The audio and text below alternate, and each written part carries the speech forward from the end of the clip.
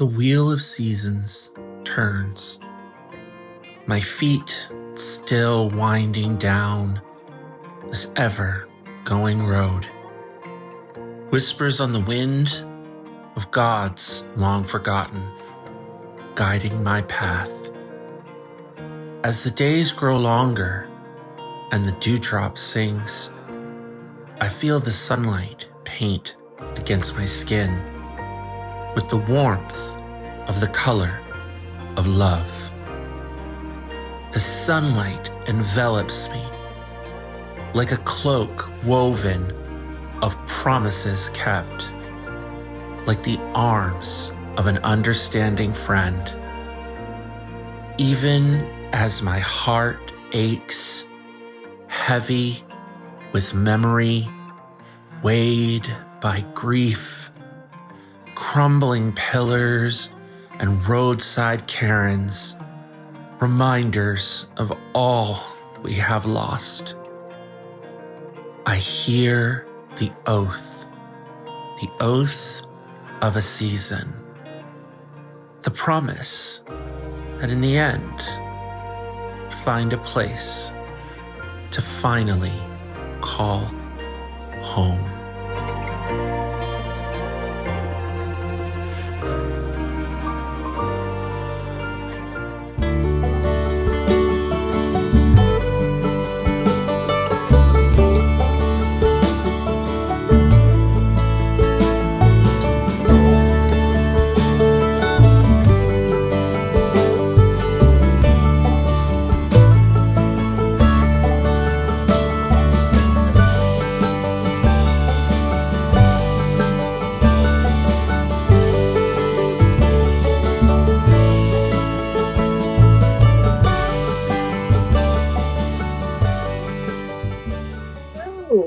Hello, everyone, and welcome to the House of Dreams.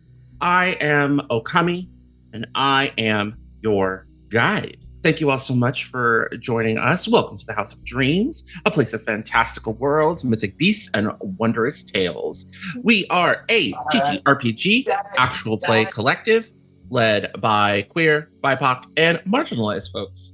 Today, we present A Season's Oath, our Wanderhome actual play series of hope, exploration, and deep magic. West March's hexcrawl OSR inspired folkloric journey featuring a rotating cast of travelers who weave in and out of the saga. All of them are seeking to understand a magic bestowed upon them by the venerable and forgotten gods of flame, form, dark, and wind. A road that will take them to many forgotten sacred places all over Haeth.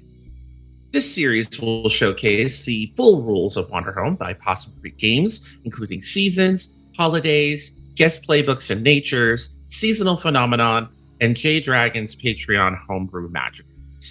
We are still raising funds for Rainbow Railroad, and you can donate via the QR code and the overlay. Avoid the Tiltify link in the chat. Due to some technical difficulties, I haven't been able to update it. So please use the QR code and the overlay to donate. It will take you straight to the Rainbow Railroad campaign that we are running. It is such an important charity. We are already 50% towards our goal.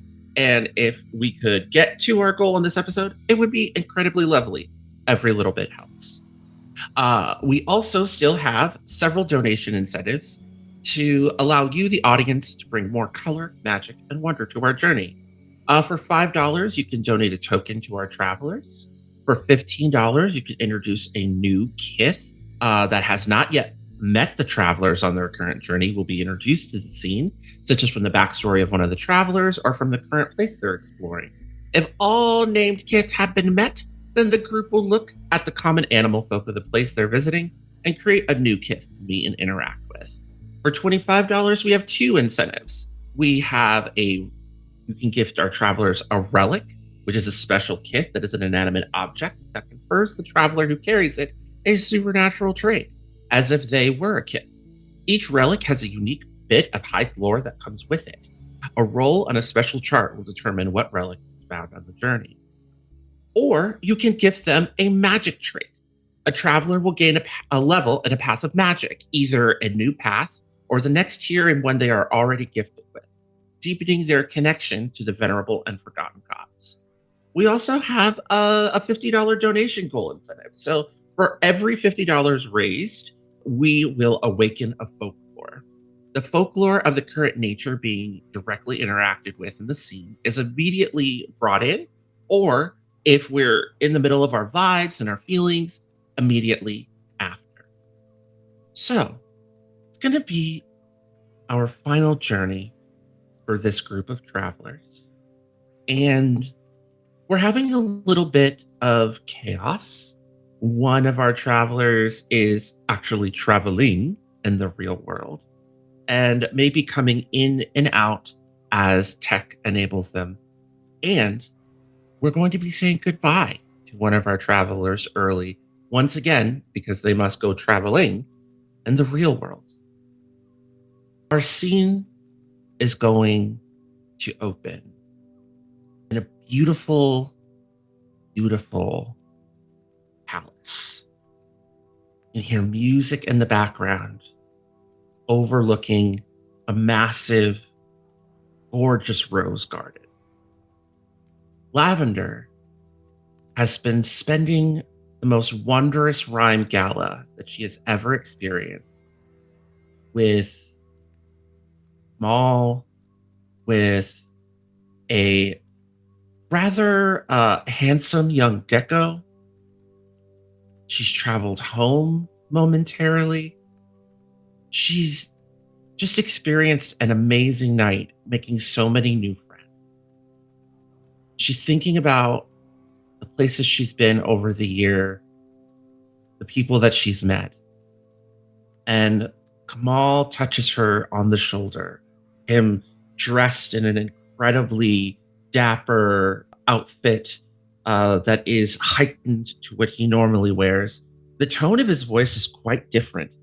Gone is the vaguely paternal joie de vivre and replaced as an incredibly serious, some might say self-serious tone, as he comes upon Lavender in this absolutely gorgeous ball ground that is only lightly spattered with paint, and he taps her shoulder. I saw that you stepped away for a moment. What's on your mind? I think I don't really want to go somewhere else, but I think it's time to. Well, I will say this. I know that we left a lot of people behind on the road, and I'm worried that my uncle might have convinced Star to stay here, not travel with us anymore. I think you're right. So is it rude to just leave? It actually is. Why don't let's just stay for the night, get some sleep, and think on who we want to reunite with in the morning. Okay, because I don't. This is a lovely place. I just don't think it's for me. It wasn't for me either. And all of a sudden, that very self-serious exterior just cracks, and it's the old Kamal again. And the camera rises up into the sky, into the stars, spins around into daylight, and you're on the road. You and Kamal and Bridge and Theozander and Mel and Luther. Deep Greene is kind of trailing behind as he's planting some seeds on the side of the road. And you find yourselves at a little crossroads. And off in the distance, you see a huge mountain range of incredibly vast and imposing Cloud Summit Mountains.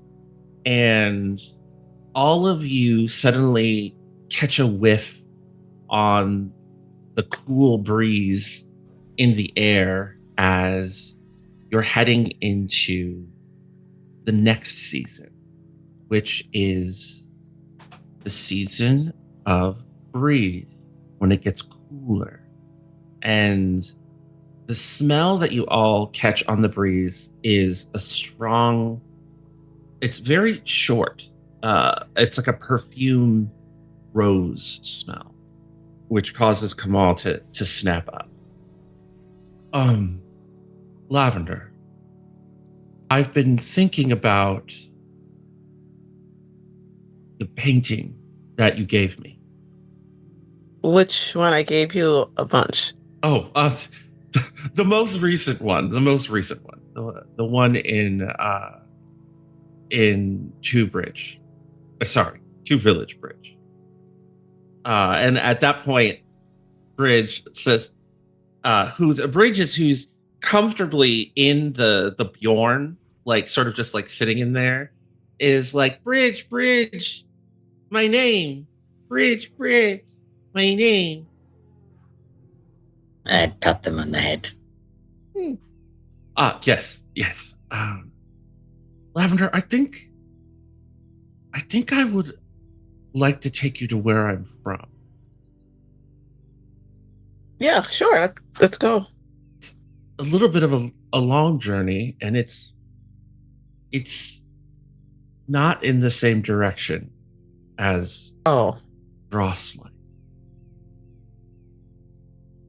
Luther's like, are you sure? I am sure, and it's going to take us some time to get here. And it's at that point when you all look around, you realize that you're literally at a crossroads. You're like at an intersection where these two different roads kind of split away. You see like little signs that are like, this is like Drosslight, blah blah blah, number of miles, Pale Moon Junction, blah blah blah blah, blah miles. Like, just kind of pointing out into like different places. Oh, well, I still get to go to Drosslight? Yes, we could go after, and okay. Don't you have a spell that can allow you to travel almost anywhere? Yes. Oh, will you, Luther says, will you need something to help you get there? Isn't it just a candle? And you see Luther open his bag, rummage through, and he pulls out this weird, Lavender's might have seen this before. Mel, you definitely have seen this before. It's like a bit of, oh God, what's it called? Smelting nugget. Mm-hmm. It's like a piece of like essentially like solder or no, it's like it's usually with silver or iron. It's like the raw ingot. Pulls out an ingot, and he's like, "This is an ingot of iron. This is from my personal workshop. You see that?" And he points to like this little like goat head that's kind of etched on the bottom of the ingot. It's a sign that it comes from my shop. Take this. It should help you focus the magic to come to Drosslight. Also, you can trade it if you find yourself strapped for resources. Do you take it, Lavender? Yes. while that exchange is happening, Mel is digging through her bag and like very carefully trying to hide her face and like sniffing, but like digging through her bag, and pops up with a what looks like a tackle box almost, but a multi-tiered palette kit that has been made she's been making for Lavender. But it's like it's not quite done yet, so there's not the individual trays on all of it, but here, and then like goes off a little bit because she's very just like, oh, baby is leaving. Bridge looks up at Theozander with sort of like shining, bright, inquisitive look that Bright often has and says, "We say bye?" Yeah, we're gonna say goodbye to Lavender for a bit, but I think we'll say hello again at some point. Mm-hmm. Would you like to give Lavender a hug or a wave? Up. Slides Take them under the Bridge door. up, out, and I'll put them down so they can approach. Bridge Lavender at comes up face. to Lavender. Just a little fuzzy, little tawny frogmouth chick, big eyes, little beak, judgmental eyebrows. but the eyes are filled with kindness, which is kind of like a little bit of a contradiction. You've got the judgmental eyebrows, but with the warm eyes, it's magical. It's magical. And they're just adorable. There's like a big, huge poof of fuzz essentially everywhere, or down, I should say. And they just wrap your leg in like the warmest hug and say, kind of almost absent-mindedly, "Your dress is going to be so pretty." And when he says that, there's this like weird moment that happens, Lavender, where you get a flash of yourself in a beautiful dress dancing at a ball. Or are you thinking of Bridge while you're dancing at the ball for a few moments where you remember? Memory is strange. Can Lavender I know Bridge is tiny, but can Lavender give Bridge a hug? Yeah. Bridge gladly is excited to be lifted up and given a warm hug. And that connection between the past and the future intensifies as you're in this warm hug, as you sort of feel yourself floating in the river of time, as you sense that Kamal is going to take you to a place of wonder. Kamal is going to take you to a place where you're going to connect with other people your age. Kamal is going to take you to a place filled with music and the smell of roses, but it's also going to be a place that you're not going to want to stay for very long. And you know you're going to see your friends again. Can Lavender's going to give Bridge it's like, I want to say it's adjustable. It's a glass bead on a string that can get bigger and smaller. Yeah. It's one of the beads. I'm thinking she got it from her aunt at some point.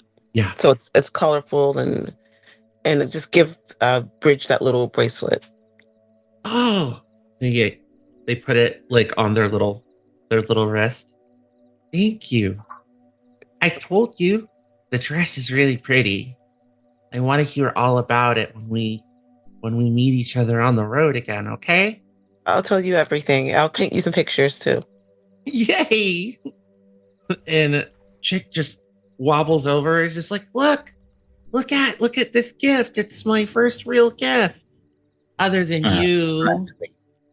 Ugh, sweet dad jokes. You make me so proud. Up. Pick Bridge back up again and settle them. Bridge just like settles into the Bjorn and immediately goes to sleep.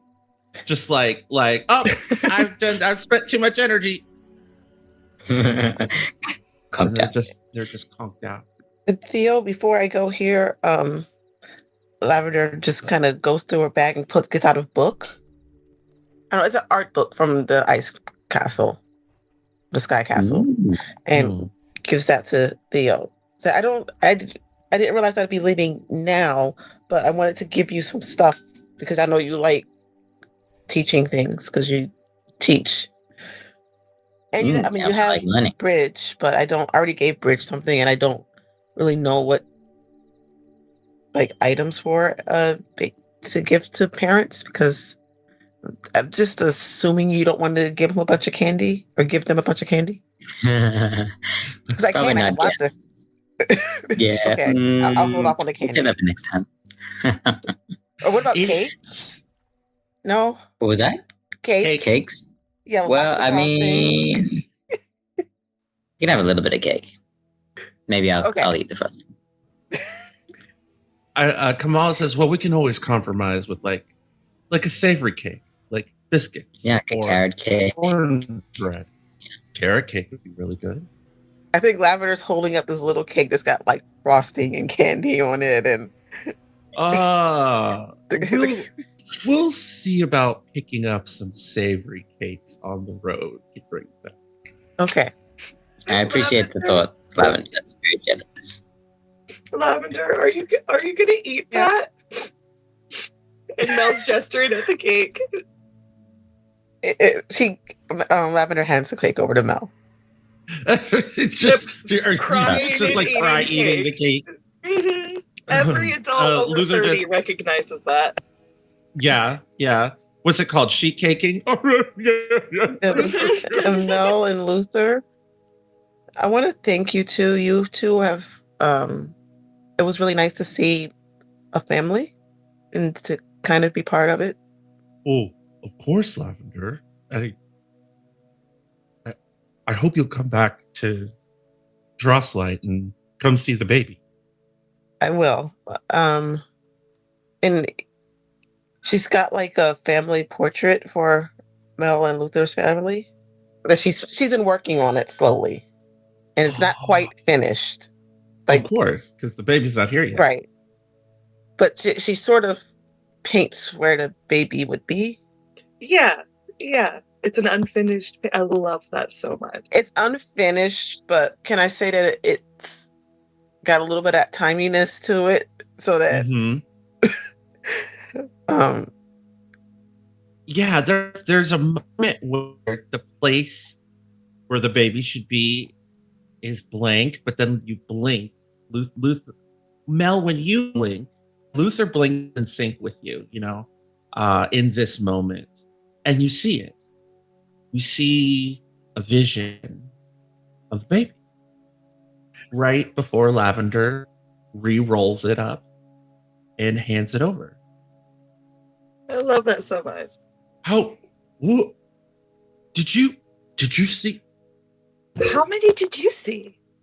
Ma says, I don't, there is something with you three and with him as he like motions further down the road, and you guys see, Deep Greene is just like, and just planting seeds on the side of the road. He's been a completely different kith since Two Village Bridge. It's Yeah. yeah. I have something for him, but I don't want to stop him from planting. Luther says, well, we'll be happy to make sure that he gets it. Okay. She holds out, it's like a vial. It's got a seed in it. She holds out the vial. This is a seed for the ice apple tree. I snuck it out. I probably shouldn't have, but I snuck it out. I don't think there's any down here. That is so cool. Kamal says, no, I think that would be a no. And if there were, they would probably be very far north, but not here. Or at least not in Greater Haeth. Well, he'll know where to plant it so it can grow. Well, yeah. if anyone knows where to plant it, it would definitely be him. As you can, Lavender, you can hear like notes of Kamal's accent that he had kind of left behind on this journey are starting to come back to the surface. Do you say anything when you notice that? Well, you sound fancy, Uncle. Oh, I'm just thinking of home. Well, And even thinking about home causes that certain timbre to return to my voice.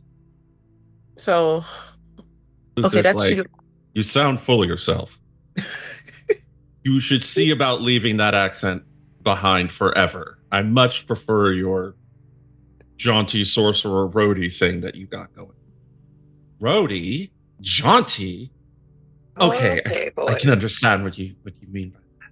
You know, as he like does a little trick where like 5 cards appear in each hand, and then he flicks his wrist and they all disappear. Sparkles. Yeah, so that's your home. Were you going to say something, Theozander? Yeah, I just didn't want to cut off Janie, but I think Theozander does come over now that, Bridge is super sad asleep. And one of the subjects he teaches is like lyrics and poetry. And so I think he has written a poem. He's been working on a poem, I think, for the duration of the trip, kind of this like long, I think there's a long extended poem, but there's a particular stanza that he's like copied out for Lavender to take with her. And Logan hasn't written anything, but if you want to read a poem, I invite you to read Wild Geese by Mary Oliver. Sub it in here. You can do that. I'll add it in post. You have this beautiful poem. You have all these lovely gifts. And Kamal turns to you and says, "Are we ready to hit the road?" Yeah, I want to. Well, I don't know how to help Mel because Mel is crying. And I wanted to spend a token on easing someone's pain, if only for a moment. Of course, you can do that. Mel, Yeah. what do you think Lavender does in this moment as Janie is unsure? Because at the end of the day, it's your character's feeling, but a token is being spent, and we want to honor that. Yeah. I think that the gals just have a quiet moment, like aside, or like they sit down, like, and Lavender like puts her wing over Mel, and then Mel puts her arm around, and they're just sitting there quietly, and they have like a little moment of just like a girl talk of like older woman to younger woman type of thing, and it's just like 5 minutes of beauty, and nobody needs to know what's being said, because Janie, I think, have you had one of those talks before? Yeah. Okay. So yeah, it's one of those, and at the end of it, I think both of them start crying at one point and then stop, and there's laughter and there's the whole thing, but it's just a beautiful one of those moments. And Mel, you just feel that ache of saying goodbye, at least for a moment, melt away. And Maul and Lavender hit the road. Theozander, Mel, Luther, Bridge, who's suddenly woken up for just a moment, and Deep Greene all wave goodbye as Lavender and Kamal head down the road, heading south, away from the mountains, to a beautiful place known as Roseshire. Janie, thank you so much for joining us on this journey. If anybody would like to know what happens next with Lavender, highly encourage you to go to, the channel. Taylor Felicity, Roll for Felicity's channel. There is a 2-part one-shot called The County of Roseshire. One of them, the VOD, is on Roll for Felicity's YouTube channel. Please go and watch where Kamal and Lavender go next. And with that, let's all say farewell to our friend Janie. Janie, could you tell us where we could see you next, other than the one shot we just directed them to? No, because I can't even remember. It's all good. With that, we're going to take a little break, and then we shall return in just a little bit. Okay.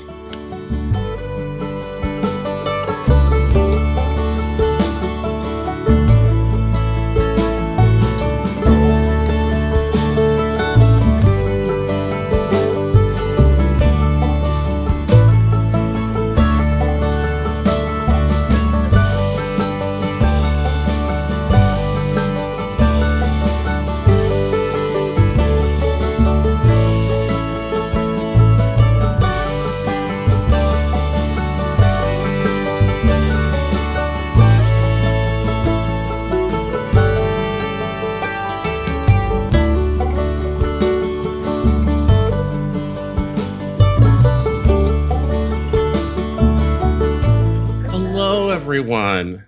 We have said farewell to our dear friend Lavender. The player of Deep Greene is now here. Deep Greene was there the whole time, but now Deep Greene is truly embodied.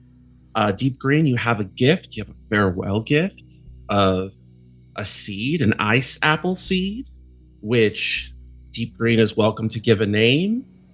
You're welcome to add it to your sheet, whether it is a seed you will never plant or whether it's a seed you have. Feel free to make it a part of your playbook so that you can bring it in as a part of the story. Now, those of you who have watched A Season's Oath will know that the ice apple trees grow in the garden of the Ice Palace, which is where the witch of Cloud and Sky, Azalea, lives now. And they create silver apples that are always fresh and cold when bitten into. The flesh isn't different. It is apple flesh, but they are quite delicious, and they grow. Well, when we visit the palace, hopefully one journey, we will learn more. But Deep Greene, this is a very special, very magical seed. And it may take you some time to figure out where the right place is to plant it, or maybe you will never plant it. Ultimately, it will be your choice what to do with this very precious gift from Lavender. The road, once again, pulls you all. You find yourselves, after another day or two of walking, in a beautiful mountain village at the lower peaks of the Cloud Summit Mountains, known as Drosslight. Drosslight thrives from the earthly riches of the Drosslight mines that burrow deep into the heart of the mountains, and the skills of the town's many smiths. Drosslight smiths once crafted the finest blades for the rebellion during the war. Yet now, the local famed smiths craft tools to aid the day-to-day lives of the people of Haeth. Nails, lanterns, hammers, plowshares, wash tubs, water pumps, and climbing pittons, just to name a few. The Kith here live a life of honest work in the shadows of looming mountains. At night, the village is illuminated like a sea of stars with the many iron lanterns handcrafted by the village folk. These lanterns are often sucked out by firelights from all over Haeth to use in their important work as guides to those lost in the dark. This place has three natures. It is a furnace that burns hot with the force of furious and creative fire. It is a mountain, a place where the earth meets the sky. And it is a mine, a shaft deep into the earth, digging up all manner of things. The aesthetics of Drosslight assign someone was once here, an even higher summit, soft lantern light, mineral deposits, walls of iron tools, and ornate glassworks. The place moves of Drosslight, which you are all invited to partake in while here. This place can always describe what can be seen from way up there. Show someone pushed to desperate extremes. Isolate someone from everyone else. Give them a token.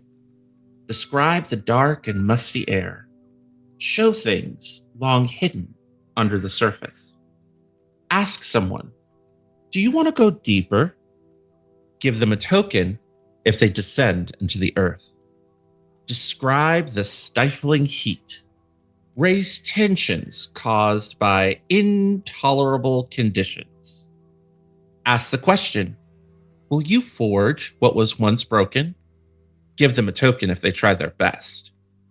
The folklores of this place are the North Wind God and what he taught us, the Heaven's Blade and its construction, the last gleam of sunlight. Common animal folk are mountain goats, bears, and lions. Small and forgotten gods are sentient flames, iron golems, and brownies. As I mentioned before, the season is breathe. A time where the weather is starting to cool, but the days are still warm. It is the month of swarming, which is the first month of breathe. And swarming, the air is filled with the buzzing of countless bugs. The aesthetics of this season here are dewdrops on leaf tips, constant distant buzzing, and ornate and elaborate displays.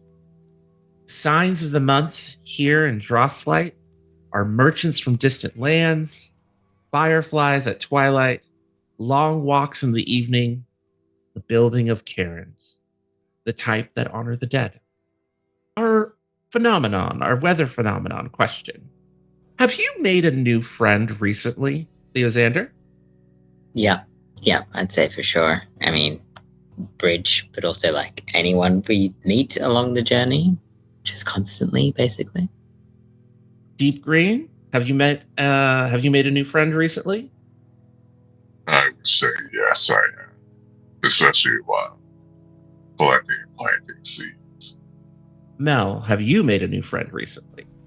So many new friends, because each little shrine that we pass along the way, Mel stops and pays respects. So, doesn't take every, sorry, wagon's full, but very friendly.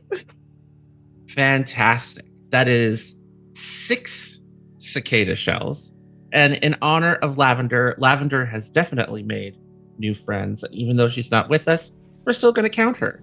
So that is 8 cicada shells, meaning we are 9 cicada shells away from a cicada season phenomenon for a hopefully future chapter.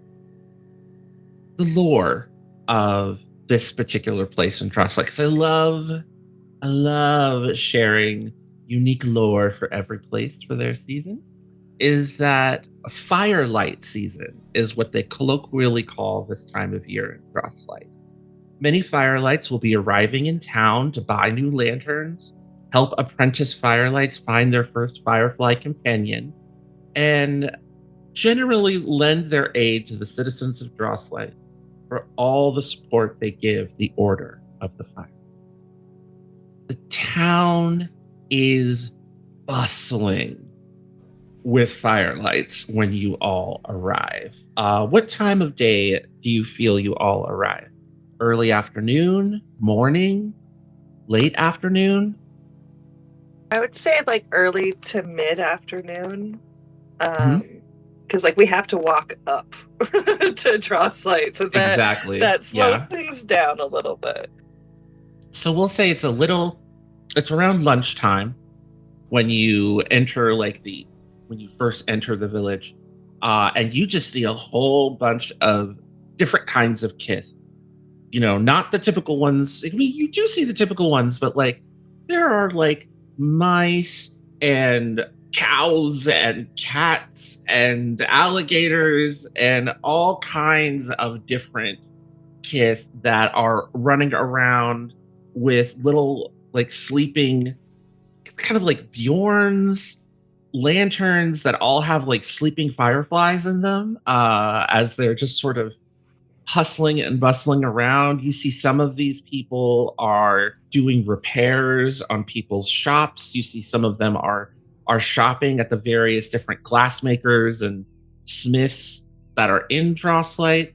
It's interesting because it's almost like the juxtaposition between say Peace Corps, kind of where people are coming in and building and repairing, but also a mixture of tourism almost. But it's everybody always talks about the dark side of tourism, right? The gentrification aspects of it, and the coming in and sort of trampling over the local culture. This is the light side of tourism. This is people coming in and lending their help and bolstering the community, all of the things that they try to sell people on in tourism. Oh, they're going to come in and help the people and bring their money and bring this and bring that.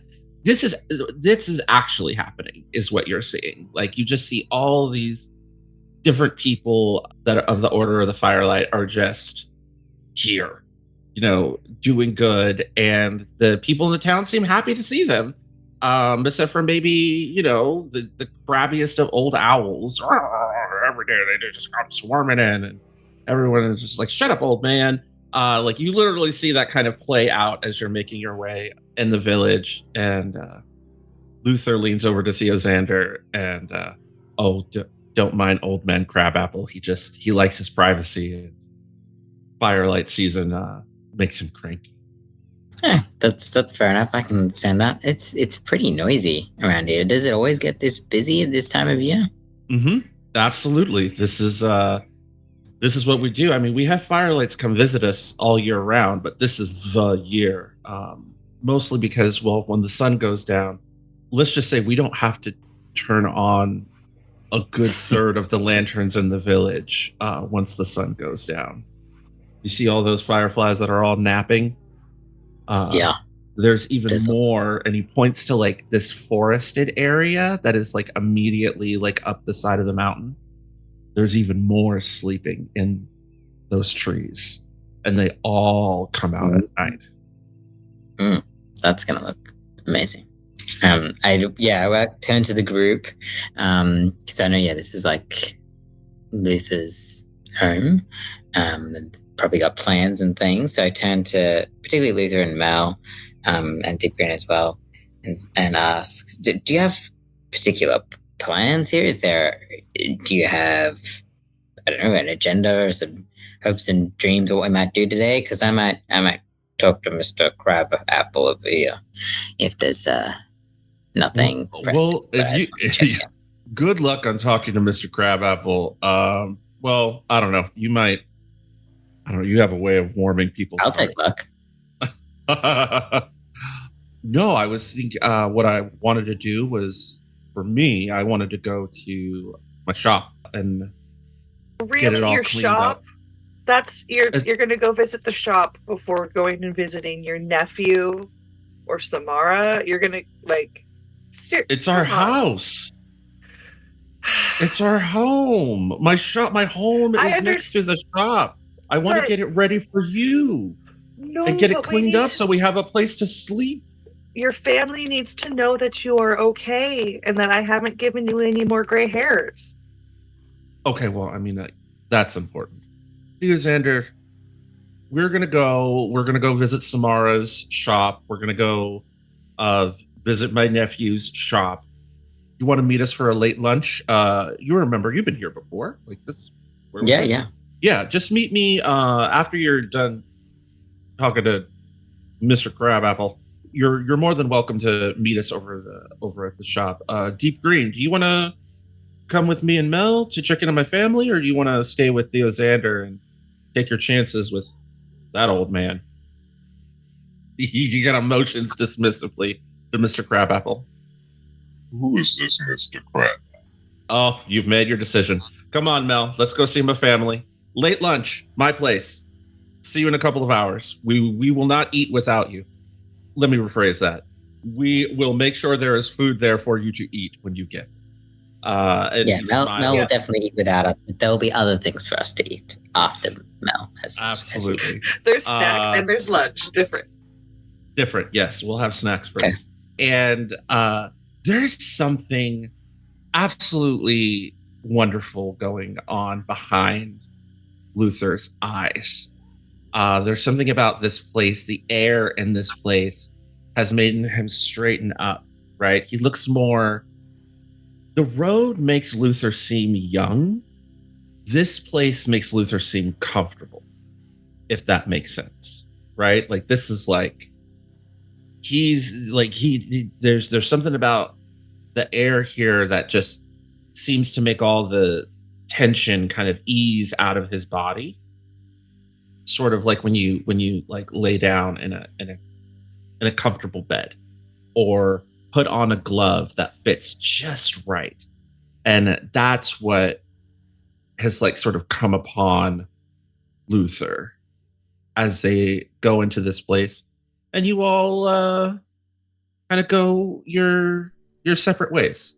And this is kind of like a version of like describe what can be seen from way up here, and essentially Luther's comfort, the difference of Luther on the road and Luther at home is what you can all kind of, you get like a metaphorical view of that as Mel and Luther start making their way towards Samara's shop.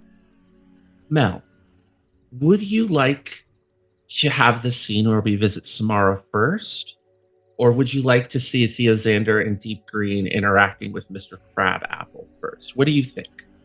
I was just actually gonna ask to use a place move to Go ahead. cue into Crabapple. So I would like to describe the stifling heat, and as Crabapple's kind of yelling at people and everything, like you can see the effect not only of yelling, the physical toll of yelling, but the heat starting to get to him, and he starts to waver on his feet a little bit, and then like holds on to like a wall or a fence that's right next to him, and seems unsure of himself. And there's just like little beads of sweat on this elderly owl gentleman. And he is, he's wearing like a linen shirt, linen drawstring trousers. He's got like a thick, hardy cane that he's like holding himself up on. And you can see, his hands are like calloused and maybe a little soot covered, like that of a experienced smith and craftsperson. He's got very broad shoulders. Most of his age is kind of like in his face and in his stooped demeanor, but he's got big, thick arms, like Luther does. And you could tell that maybe he was a craftsman or a smith of some kind. Theozander, Deep Greene, what do you say to this overheated elderly owl that's being crabby? I'm gonna pull out an ice apple that Lavender left with us. And, I think maybe we ate most of them on the way up the mountain. But I had one that I was kind of, that Bridge was kind of chipping away at. So it's maybe like half a nice apple. Mm-hmm. But I'm going to take that half and offer it to Mr. Crabapple and say, it's pretty stifling in here with all these people. Hey, try this. It'll cool you down. Oh, gosh. Sorry. Go ahead, Deep Greene. I offer to use my peach's magic to make a peach into office for him. Ooh. Oh, my goodness. Give me a moment. And he like kicks his foot over, and then a stool kind of comes up, and he like sits and thank you so much. He takes the peach, he takes the apple. I know that the peach magic usually costs a token, but I think both of you gain a token for doing something kind and not expecting anything in return. So, as soon as you expend that magic, Deep Greene, this moment of kindness kind of refreshes your pool of tokens as soon as you do that. What does this peach look like? He is going to look at the ice apple and wonder, but also like describe it to us, like this magical peach that you pull out. So this peach is kind of more like a heart-shaped peach. Mm-hmm. That is like orangey yellow on the outside, but cold and refreshing on the inside. This old man is just like eating and just as like, like he just sort of like goes through, like he's never had fruit this good before. And he tosses, he's getting ready to toss the seeds in like a nearby bucket. Does anybody stop him? I look at Deep Greene. Do you want to keep those? I'll take those seeds, actually. Oh, of course. Here you go. And he like pulls out a handkerchief and wipes away his hands, and then stuffs it away. Oh, thank you. I'm Theozander, by the way. Yeah, very happy to help. This is Bridge. Hi. Oh, and you, your big friend here, as he like looks up at Deep Green. I'm Deep Greene here. I'm an Orchardist. Oh, that's why you wanted Jiminy Crabapple. Nice to meet you. Nice to meet you, Mr. Crabapple. Yeah, well, I've got Bridge here, who is a wee little chick, but very verbose and adorable, obviously.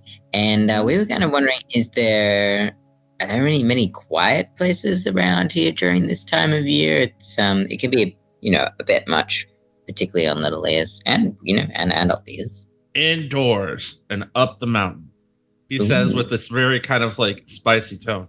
You're really interesting. He's like kind of looking at you, Theozander, curiously, and sort of just like rubs his chin.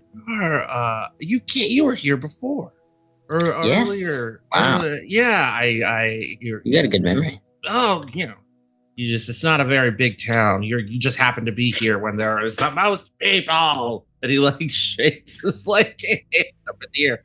Like I said, indoors or up the mountain, in the woods where all the fireflies are sleeping. You can probably get any of these firelights to like lead you to a nice little clearing or pool or something so you can get some quiet. But no, this town stays loud. And even if all of a sudden everybody would be quiet, you still hear the freaking buzzing going on, in the distance of all those freaking fireflies snoring. That sounds kind of cute, actually. Well, Yeah, I know that you hear the zzz, but like, and this is like your guide telling you, this gentleman's really crabby because that buzzing is everywhere, is almost everywhere during swarming. It's just the swarming thing. There's very few places in Haeth where you don't. There are places in Haeth where you don't hear the buzzing, but you would think someone this old would know that. So it goes. Oh yes, so Theozander was going to say, oh yeah, I'm sure any firelight could take me to a nice pool or a glade or something. But you're a local, and I'm sure you've been here a long time. Kind of maybe some cool secret spots in the forest that might be nice to duck away to. You've been kind to me, and I'm going to make the move. Show things long hidden under the surface. You know what? Come with me. I do need some quiet. You want some quiet for your little one? And I think I've had probably the best fruit that I've had in a couple of seasons. So come along. And he leads you to like the back of his shop where there's like a little cave, right? That it looks like he's kind of chiseled out of the mountain. There's like little wooden steps. And he leads you through the earth where the temperature drops like a good 5 degrees. He's got like a little old man lantern.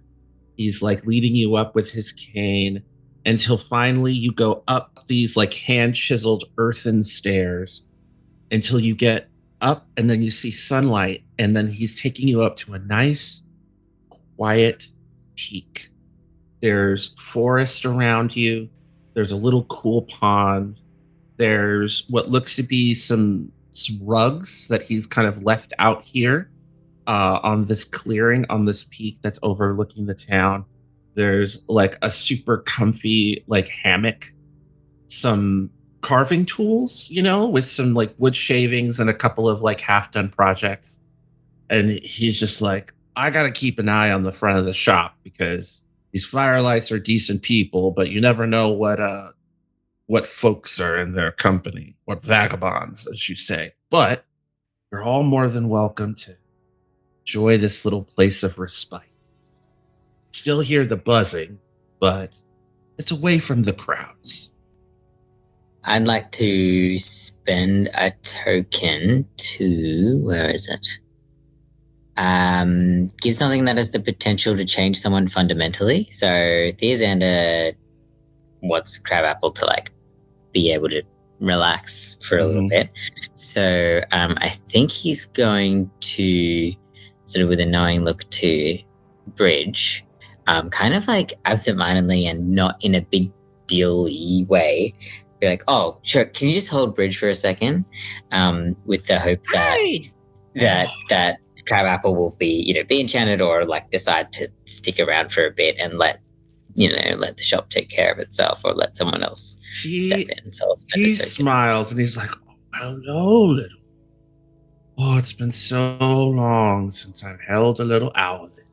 And he like puts Bridge under his arm and like he goes over and gets in the hammock and like just starts rocking him.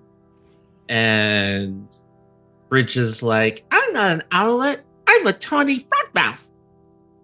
Well, you look just like an owlet. And he just like kind of just like tickles at his beak. Oh, just like son when my son was. And he just sort of just like rocks there, and he seems to have been like lulled into like a sense of calm as he's with Bridge, just rocking Bridge. And Bridge was just happy to just like correct him. But it doesn't seem like the correction like bothered Jiminy at all. Deep Greene, is there anything you'd like to do in response to this like very like sweet moment? Do you want to interact with Bridge for a little bit? Mm-hmm. All right. Hello, Bridge. Hi, I made a new friend. This is Jiminy. Yes, he's quite the friend, isn't he? Uh-huh. He was just telling me that he used to be a miner. Oh, I didn't say that out loud. Yeah, so Bridge listens with more than their ears. Oh. That can be confronting. Sorry about that. We're still learning about boundaries and the difference between what someone shares versus what you can glean. It's not malicious, but if it becomes uncomfortable, you can tell Bridge, or you can tell me. We can. Oh, of course. We're still learning. It's a skill. Bridge is just a little one. Bridge, sometimes when you look in people's hearts, you don't want it said out loud. Oh, you don't want people to know that, like, you helped make this town what it is with your own two hands? Well, actually, I'd like everybody to know that. And like he just like gives this very like warm look as Bridge very quickly turns this potential invasion of privacy into an unintended ego stroke. But then again, you don't know. Bridge is really clever. Like maybe Bridge did it on purpose. Maybe they didn't. But yeah, Deep Greene, you see this all kind of like unfold in front of you. What would you like to say or do next? In this kind of peaceful space that you have, or was there any other questions you wanted to ask Bridge or say to Bridge or the old man? We kind of cut you off a little bit, and I wanted you to like have a little more space. Actually, I'm asked Jimmy, like, what was your experience like as a miner, if you don't mind me asking? I'm going to make a move as the place and describe the dark and musty air, but as Jiminy. You had to go deep to the heart of the mountain. In times of war, there's a desperation for metal, iron, not just for weapons. People have to live. Life doesn't stop. Just because people are just because they're struggling. You hear what I'm saying? So. I know. I was a little child. And I was old enough to remember the boy. It was difficult. Because as a young man, I had to watch a lot of my friends. Younger man, I had to watch a lot of my friends go to war. But those of us in Drosslight, well, they needed us. They needed us to mine. They needed us to provide as much metal for not just people's lives, but also, sadly, for people's death. I spent most of my time working in the mines, even though I'm a pretty handy smith. But thought of having to make weapons, even for a cause as just as the rebellion, just a bit much for me. So I put my sweat and my toil to dig into the earth here, and I saw many strange things. No, spirits of the mines, spirits of the earth, mourned. I know I talk a big game about how annoying the firelights are, but I've mourned a lot of fireflies in particular that have had to give their lives. The deeper you go in the mine, the fireflies are an indication of whether it's safe to breathe. Because sometimes there are pockets of gas and substances that lie deep, deep in the earth that were not meant for us to take into our lungs. Typically, fireflies were the first ones that were our early indicators that we had to flee. I learned some good songs, and he looks affectionately at Bridge. Songs made the day go by faster. The songs would also appease some of the gods in the earth that didn't appreciate us coming in and just taking ore, but no, we needed it. And it was a time. It's a time. And his eyes get a little watery as I make the place move, show someone pushed to desperate extremes. As you can see that Jiminy has worked very hard and has probably worked more than was necessary, but that he should have. Like, you can see the wear and the toil of even the quote-unquote righteous side of the war. No one here made weapons for the king in the floating mountain, but you can see that he has suffered, even for a cause that many have told you both, and perhaps you believe in your own hearts was just. Deep Green's going to pull out a seed that was given to him by Nano. Jiminy, Mm-hmm. have you ever seen a seed like this before? Which seed is it that Donovan gave you, or is it a different one from one that's been mentioned? It replaced the muscadet seed. Oh, yeah, right. Yeah, the new one. Yeah. That he's looking at it. Give me a moment to look at your sheet because I want to get it correct. Oh, the Antivoca. It looks. I've honestly never seen a seed like that. And I've seen many a seed comes. I mean, you're not the first Orchardist that I have ever met, if I'm being honest. But no, I've never seen a seed like it. It's beautiful. I asked because a friend of mine, he said to bring this to a particular god. You hear the voice in your mind of Antonikova kind of vibrating through the seed into your hand, into your head. Brad. His name is Brad. Yes. Do you know anything about this particular god? Let's see here. He furrows his brow. Brad. This is... Well,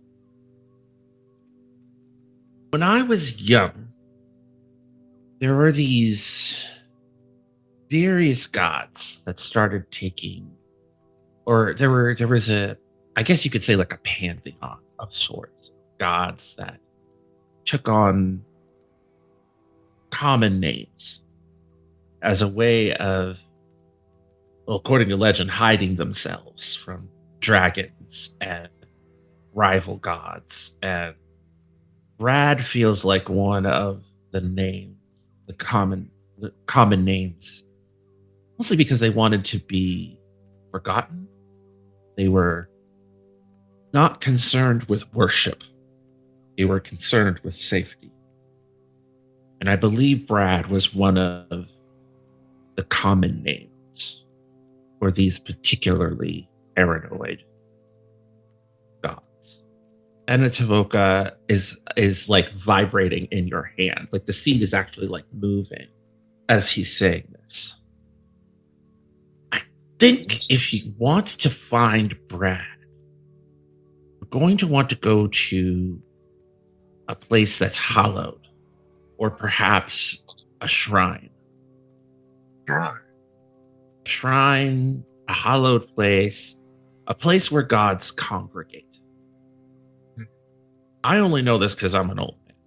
Having a small god with a common name like that is going to be difficult to find, but not impossible. You hear that? Nothing is impossible, little one. And Bridge is like, nothing is impossible. Nothing is impossible. So as you continue your journey, you want to go to a holy place, the Chrysalis Glade, but don't go there now. It's absolute pandemonium. Wait a couple months before you go to the Chrysalis Glade. Going there during Swarm, you think this place is a nightmare. Even worse than the Chrysalis. They're all over. Silent Sanctuary, but only if you're comfortable with the dead. The Thousand Candles Necropolis, once again, only if you're comfortable with the dead. Some other sacred places.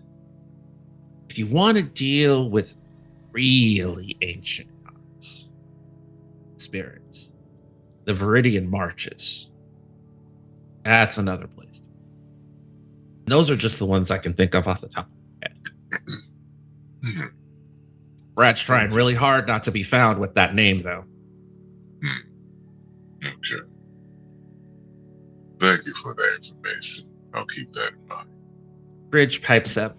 Brad can be found. Don't worry. It's just going to take time. Oh, this little one's real confident. Yeah, and I think we just like hang out here until, late lunchtime rolls around, and then we'll rejoin Mel and Luther. Yeah. The spotlight moves down into the town, away from this quiet space, to the bustling heart of Drosslight as Luther and Mel stand outside of Samara's lantern shop. And you can see Samara through the glass. Mel is just like taking orders, packaging orders. She has like a little assistant, another like young lion gentleman who's also like helping her, like put orders out and package orders. Luther says, well, she looks busy, but she's going to be happy to see us. Come on. And he takes your hand and he opens the door and you hear the cha-ching of the bell. Samara looks up and says, oh, we're only fulfilling custom. By the gods, look who it is. And, you see Samara, she's got her kind of longer fur is kind of pulled up into like a tight bun. She has her leather apron on and like a linen shirt and comfortable leather trousers. And she just sort of is like, wait right there. Let me just, Cal, keep packaging and take care of the customers and then shoo them out. It's almost lunchtime. She like goes over and pulls over. She has like one of those swinging, the type where you can just pull up part of it and like walk out. And she just turns around, pulls it over and walks over and just pulls the two of you in for the biggest hug. And she's going to do something that she can always do, which is overflow with emotion as she's just holding the two of you tight.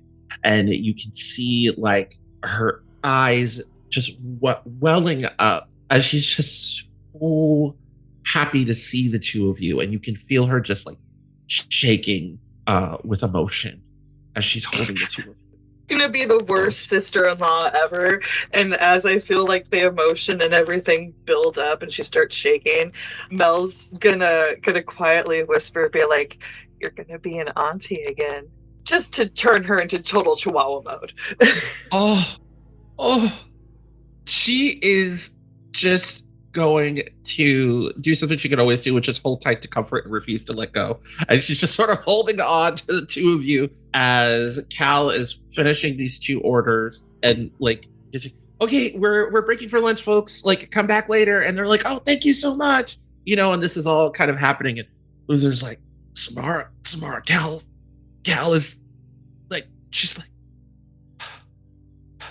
and she's just not letting go. And Cal like shuts the door, flips the sign so that it says closed, and you know, takes out another sign and puts it in the window, and it says lunchtime, and is like, Samara, She's Samara, having a moment. it's A really tight moment. it's time for lunch. Oh, lunch. Right. And she like very reluctantly lets the two of you go. And it's like, an auntie, what, you two move fast. Yeah, we're also handfast. But Yep. He like holds up the hand with the ring. Oh, I never counted you, Luther, for little traditional values. I was raised in a mountain town. And traditional values, I went on the road. Well, she's going to propose a path quite unlike those that others have suggested. And she's like, well, you know, who needs hand fasting these days? And Cal rolls his eyes and he's like, hi, I'm Cal. I'm Samara's apprentice and assistant shopkeep. It's a pleasure to meet you two. And he like extends his hand, and Luther's like, oh, good to meet you, Cal. You're not from Drosslight? No. I'm from a few towns over, you know, down in the lowlands, and I was looking for a place to apprentice under. You're Luther? And he's just like, yes, I am. I was actually looking for you to see if I could apprentice under you, but then I got pointed over to Samara. Oh, it's so nice to meet you. You are you're Melva Smith, right? Yeah, I'm the reason why you couldn't apprentice with Luther, but Samara is probably better company. And she slaps Luther playfully. Yeah, and he gives you like a firm, hearty handshake. Yeah, Samara has been great. We've actually seen some of your work come in through the town. Calcite is incredible. Like, we haven't seen much of it, but some people have like come through and bartered with it. And some people have come here asking for you and for Luther. So it's an honor to meet. Cal, sweetie. Mine's called... Or Klingite. He says Klingite. Yes, he said the right thing. I was going to be like, you're telling on yourself. You're experimenting with materials too. Ooh. Yeah. No, he says Klingite. He says Klingite. Okay. Right. Sorry, that was a Hector thing. I forgot Klingite has been great. Because I was like, Calcite, that's a No Man's Sky. Yeah, no, it's not. Dear Lord. I played hours of that game back in the day. So that's what I'm binging right now. Anyway, this game. Klingite is great. I can teach you a couple of things. I have some samples of materials here, but I think we were gonna do lunch. It's lunch. Yeah. Well, yeah, lunch. Because it's like right midday, and Samara's like, back here, as like suddenly, like, because she's got the back door open, you guys can just, she must have been making some kind of stew or something, because as soon as she opened that door, like the smells just like came wafting out. Mel, I want to ask you, what does this incredibly enticing stew taste like as you make your way, or not taste, but smell like as you make your way to the back? Because it's enticing and it smells like home. But I'd love for you to give us some more specifics as you enter the room and see Samara there with this big pot of stew and a plate of fresh baked bread. I am so hungry right now. My tummy is rumbling thinking about this. So, yeah, that's fine. The stew is like, it's an early fall stew, late summer. So there's like some late summer squashes that have been roasted with garlic and various herbs and stuff, and then pureed or mashed, whatever. But pureed into like the base, and then there's parsnips and just different root vegetables that are early fall. Yeah. And then the overall, like the most enticing part of it is on top, there's a chili oil that has been placed. So you get that warmed chili fragrance that's just like, oh, and your mouth starts watering immediately. Like, okay. So it's a savory and spicy stew. That sounds absolutely delicious. Cal gets around. There's like a long wooden table.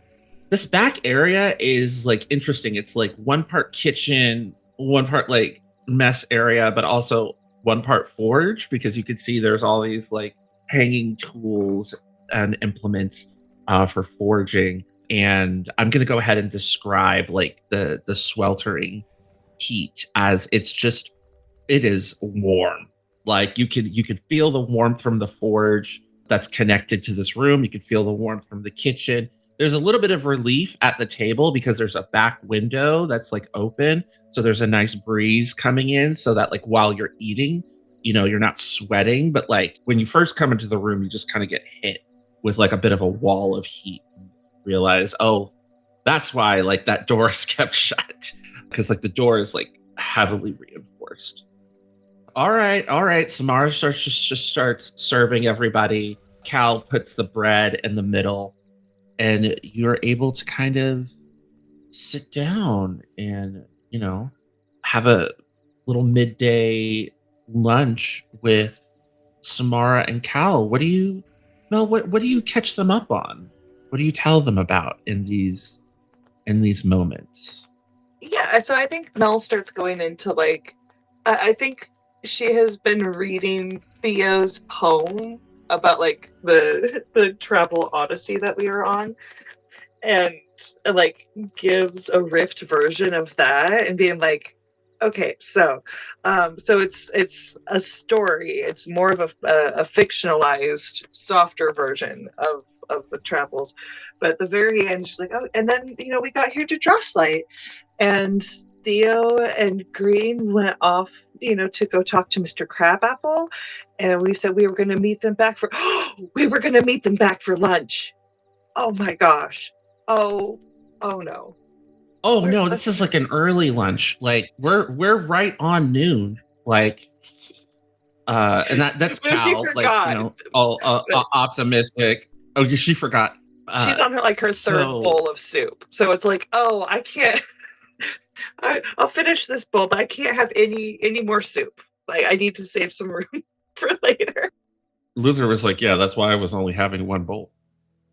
Samara is just like, it's fine. It's fine. Like, it's not like we don't have a thriving food culture here in Haeth. Samara says with just like a little bit of, just like a tiny bit of sass. At a certain point, the door swings dramatically open as you see a Dorian, young mountain goat, nephew of Luther, just dramatically come in and be like, why didn't you tell me that you were here? I had to find out from the town gossip. Samara's like, how did you get in here? You gave me keys. And he jangles the keys like in front of Samara. And he's like, oh, yes, I did, didn't I? Uncle! And Dorian comes over and gives you a huge hug, and then immediately heads over to Mel and is just like, oh, it's so good to see you guys. You guys are coming back? Are you staying for a while? What's going on? What's the plan?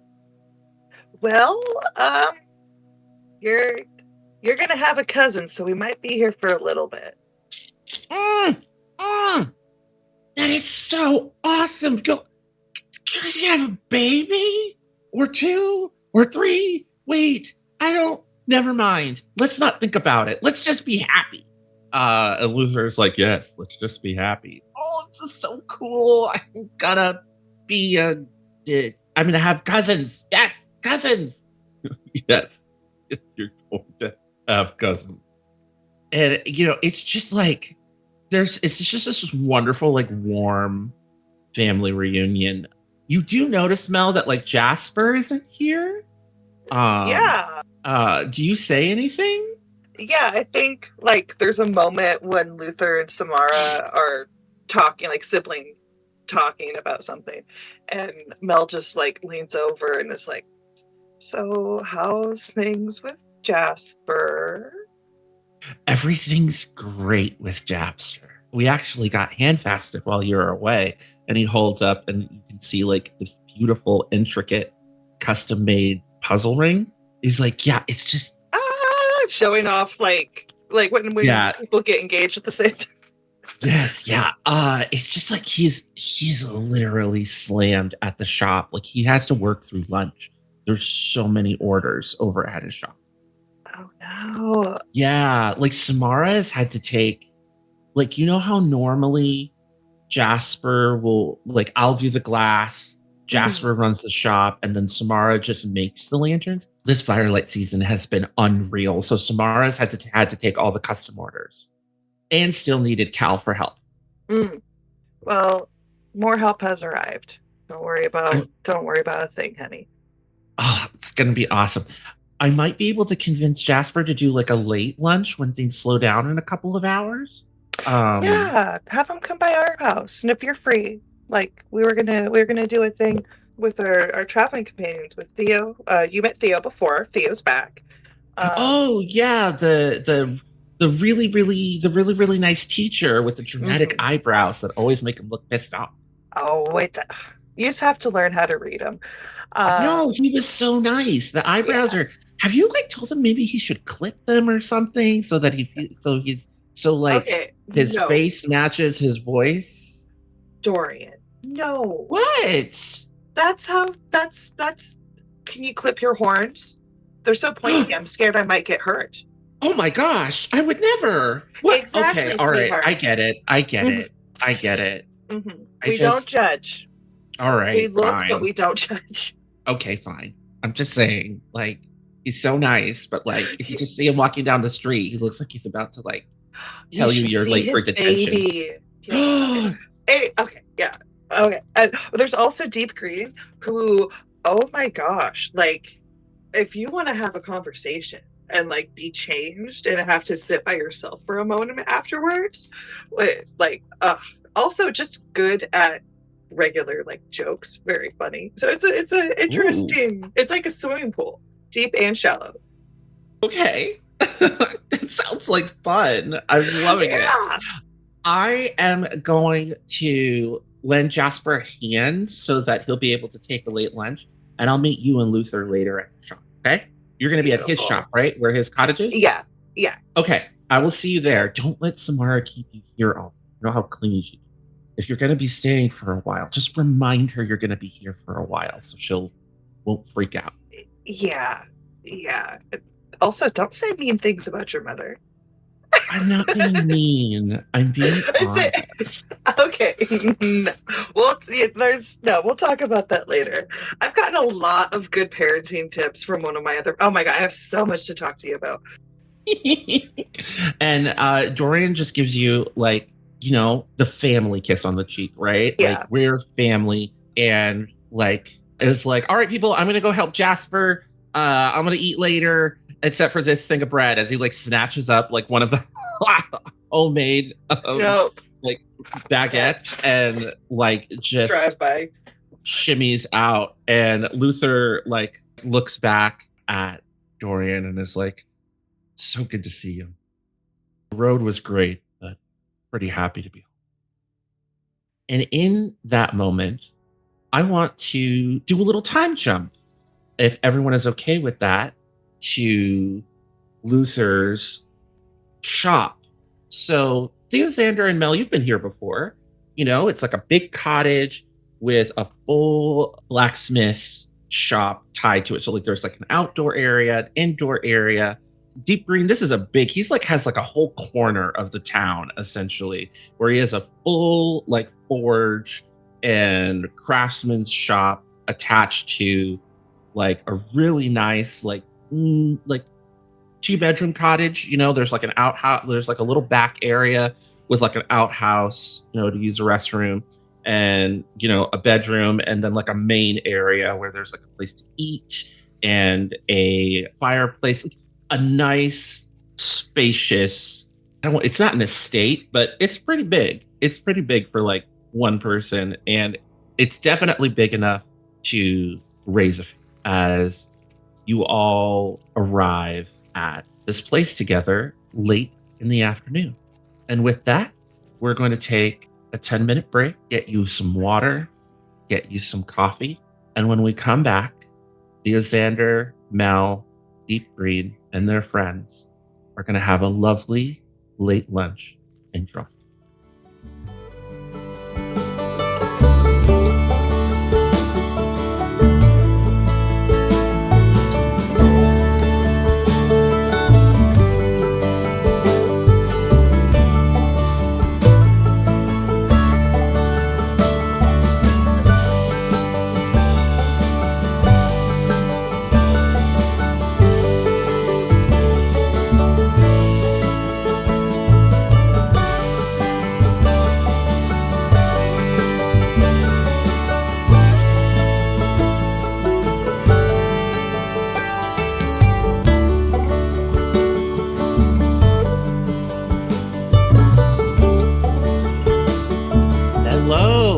Everyone, we are back.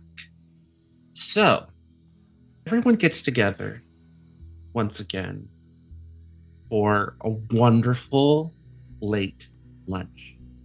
You're joined by Jasper, you know, very kind of relaxed, laid back, younger brown bear, you know, wearing very similar. Everybody here wears like really sturdy linens. It's like a thing in Drosslight, you know, when you work in crafts and things. He's wearing sky blue, long sleeve linen shirt with some nice sturdy dark brown drawstring linen trousers. And, you know, when he comes in, he, you know, takes off an apron and sets it down. And he's got like a crown of like hand woven dandelions on his head, that he sort of sits down next to Dorian, the young mountain goat glasskeeper, who's also, you know, wearing like a kind of like a button-up tunic, or like a nice tunic, but he's got like a decent like button-up like jerkin over it, and some comfy billowy pants that are matching colors with Jasper. And, you know, Dorian's home is accommodating. There's plenty of space for everyone in the main area. And there's a massive spread of everyone's favorite foods. And, you know, you all have just a nice, wonderful lunch. The moment is just sort of filled with laughter and exchanging of stories of everything along the road. Can I say that I've also brought Mr. Crabapple if he doesn't? Yes, absolutely. Yeah. Mr. Crabapple, Jiminy comes and joins you all, and he's in really good spirits. Bridge is sitting on Mr. Crabapple's knee, literally, you know, grandfatherly. Oh. As you all have this wonderful meal. For transparency's sake, my beautiful audience, we have a limited amount of time in the real world. And I want to transition us into sundown. Sun goes down. Night comes over Drosslight. And in the most captivating moment that you have all seen in your travels, I'm going to make a move that's normally a playbook move, but I want to do it as the guide, if everyone at the table is okay. I'm going to describe a moment of wonder and describe it to the table. And when the sun goes down, a explosion of light comes from the nearby wooded area as the sky is filled with fireflies. Massive, glowing fireflies that just cover the entire area. They fly down into empty lanterns that have been set out, and you notice that all of the candles have been removed from all of the lanterns and replaced with moss and pillows and soft things. Some of them are filled with flowers that are full of nectar for the fireflies to feed off of, as the entire town is not lit by fire, but lit by fireflies. And it is almost as bright as the day, as the town continues to be not as bustling as it is, but a little bustling. You know, you see people kind of walking the streets, sitting down to have meals. There's a whole bunch of like outdoor cafes or restaurants where you see the various visitors sitting down and sharing a meal, but they've quieted down, as it were. And there's some music that's kind of replaced the kind of bustle and hurry and toil. No one's building anything. No one's fixing anything. Everyone is just relaxing and enjoying firelight season. And in the midst of this far more relaxed, yet beautifully illuminated night, the stars are still bright, as, you know, it seems as if the phosphorescent light of the fireflies doesn't cause the same kind of light pollution as, say, fire would. So you can still see the stars clearly up in the sky, and the town itself is likely a reflection of that. Mel knows that. Mel has seen how Drosslight lights up from above. We're going to start with Deep Greene. Before Deep Greene retires for the night and resumes his journeys, what final move or conversation would he like to have with these travelers that he has called friend, that he has called family, that he is soon to part with when the dawn comes?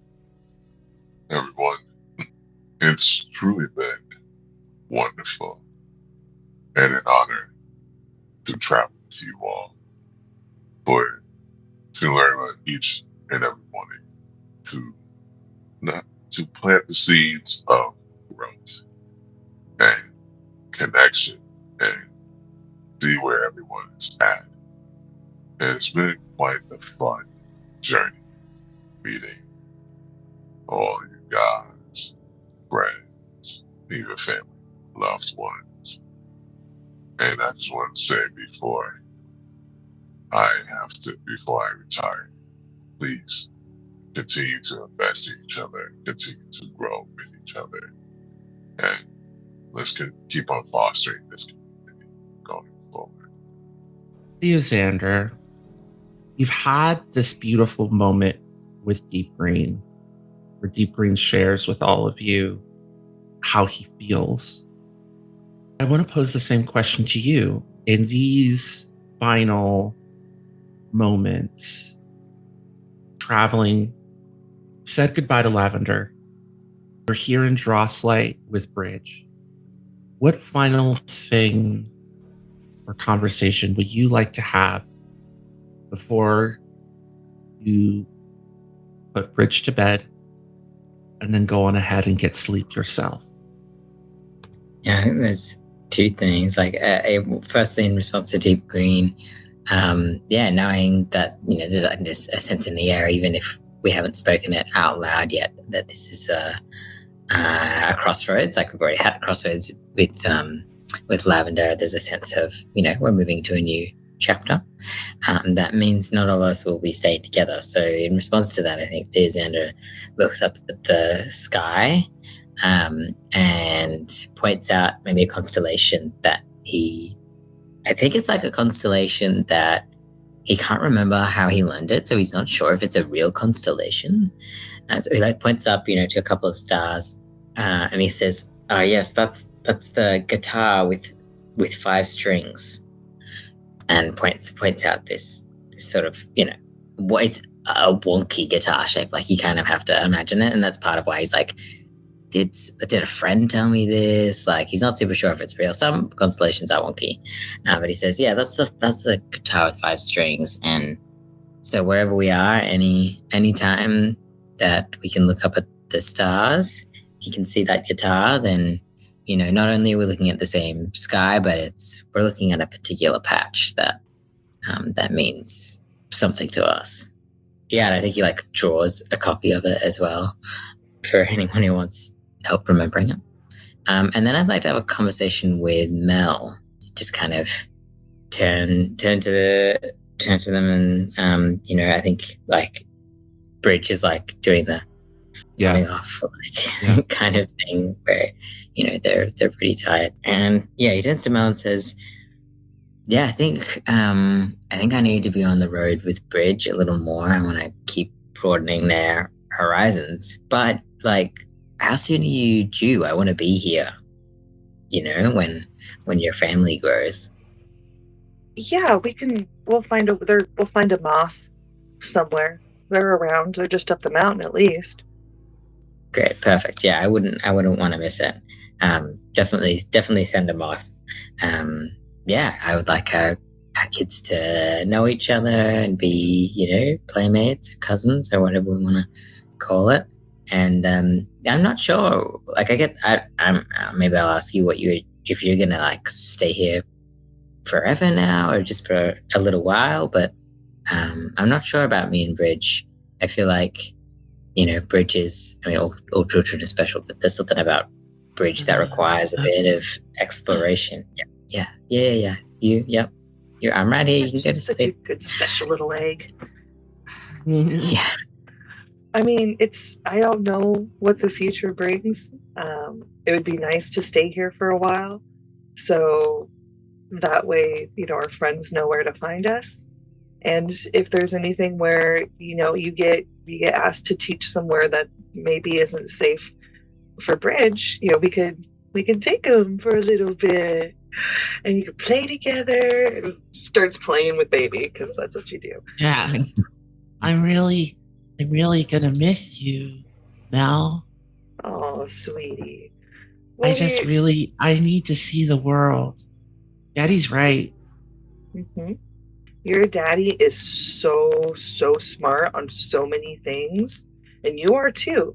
But always remember that Daddy knows more than you do right now. He'll let you know when you know more than he does. Probably Bridge will let me know, to be honest. Before we go to bed, Mel, may I give you a little bit of wisdom? Of course! I would be honored. Take the rest you need. Have the baby or babies. I'm not sure. I can't tell. Fate's really weird. But you and Luther shouldn't be afraid to visit other places with your family.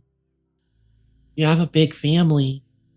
There's so many of us, travelers on the road. We'll always be here for you, Mel. No matter what.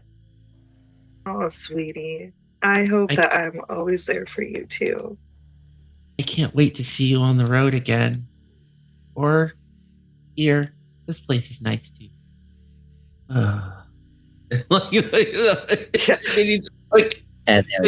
They just conk out with these. Yeah, if you ever want a traveling companion, Mel, I'm only a moth away. Yep, and I can fly so I can find you. Mel, you have this really sweet moment with Theozander and with Deep. What would Mel like to do in these final moments in the evening under a dome of stars and in a field of fireflies? Mel is gonna find Luther, probably sweeping the yard, like doing some menial chore in the Mhm. smithy, because there's always something to clean up and straighten up. But go and find him and point with her lips up at the sky and say, "Want to go?" He drops the broom, and this sort of like, I had mentioned earlier to all of you that Luther has become so comfortable here, like a perfectly fit leather glove. You see Luther of the Road reappear in a lightened and a brightness in his eyes. And he's like, "Damn right I do." And he takes your hand and prepares to rocket into the sky. Yep. And in a callback to their first date, they go soaring through the sky together. But if I could, I would like to take a moment to do a flash forward, far into the future. Absolutely. And What does I would that look like to use all of my 12 tokens to do a huge thing. So the flash forward would be to Luther's bedside as he's passing. Very, very old, far in the future. Mel is completely grayed out at this point herself. But yeah, they're just kind of, it's that quiet moment at the bedside of somebody who is passing, and just holding his hand. And Mel looks at me like, "We have had so many adventures, such a long journey. I'm not ready to like..." You're not? "No. I have an idea if you trust me this one last time, to where we could keep journeying forever with our family." Oh, my love. I will always trust you. As he uses the last bit of his strength to firmly hold on to your hand. What happens in this moment far in the future, Mel?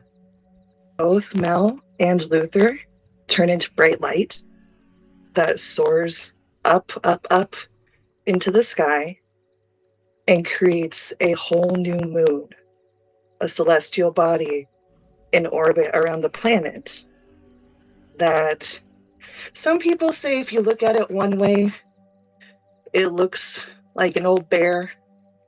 Over there, that's a different bear. And see, look, they have a hat. That's no. That is a tawny mouth. Everybody looking at this moon sees all of our travelers, whichever one that they need wisdom from or guidance. That's what they see when they look at the moon. We return to the present day. Theozander, you're heading into bed. You're all heading into bed. And I think our final moment is Bridge waking up, looking out the window into the sky. And Theozander, you see Bridge looking at just like a blank spot in the sky. It's like, oh, a second moon.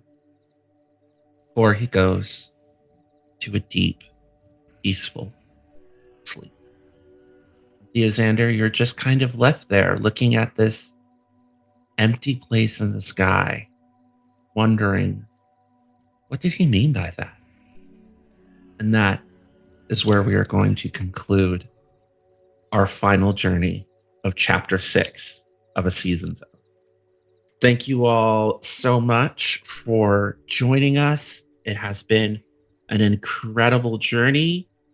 I'm going to go ahead and pass on. Everybody, please, say your name, where we can find you. Our dear friend Paul, player of Deep Green, has the least amount of time, so I'm going to go ahead and start with Paul, so they can dip out when they need to. All right. So, Green that is here, and you can find me on Facebook, YouTube, even Blue Sky.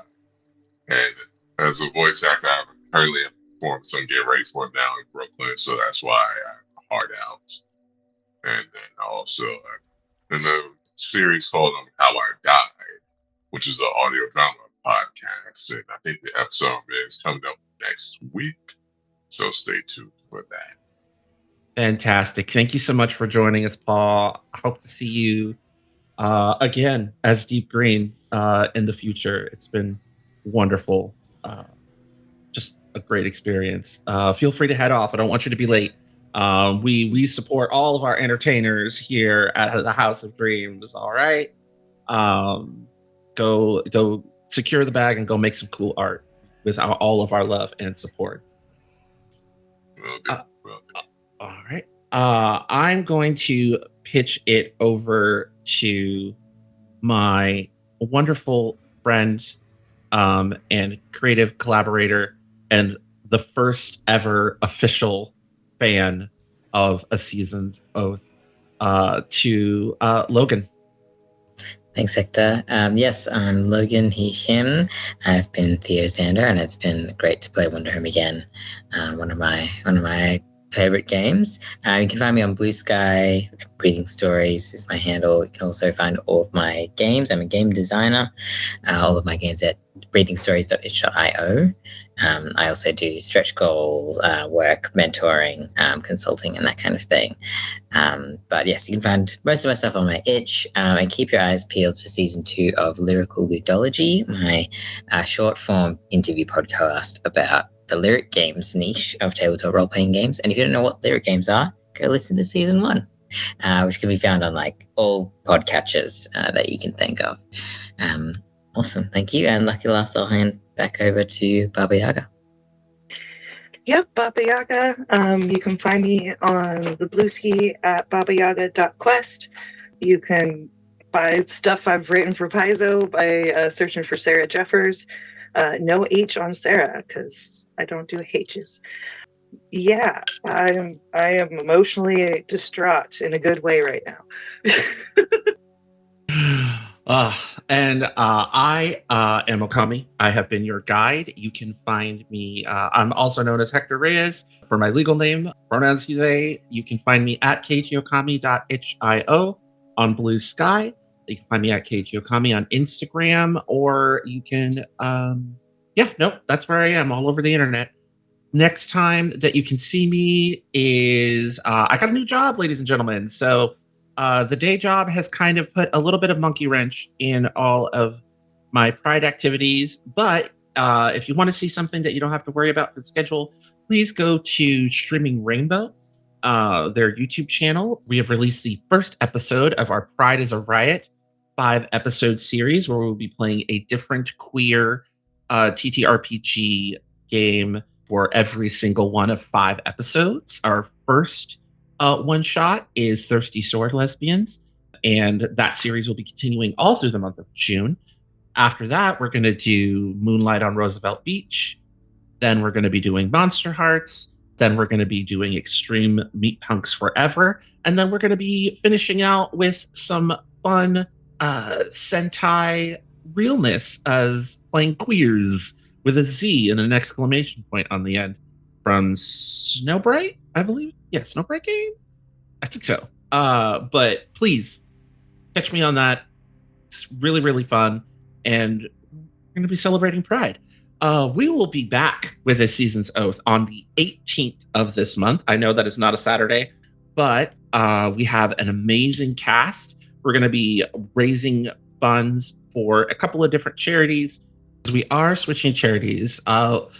Anybody who wants to continue to donating to Rainbow Railroad, I'm not going to turn off the Tiltify until probably Monday, just to give people some more time to donate to that charity. But our new charity is going to bam. Yes, we're going to be raising funds for the Immigrant Welcome Center, and Gender Nexus, which are like 2 of the charities.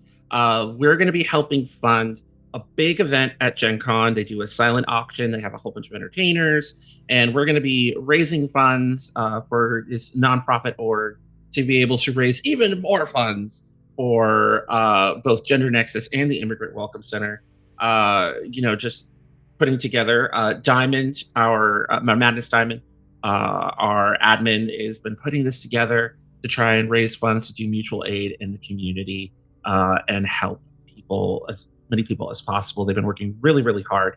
So here at House of Dreams, we're going to be contributing to these fundraising events to make this happen. So please, please, please keep an eye out and join us on the 18th for the continuing saga of A Season's Oath.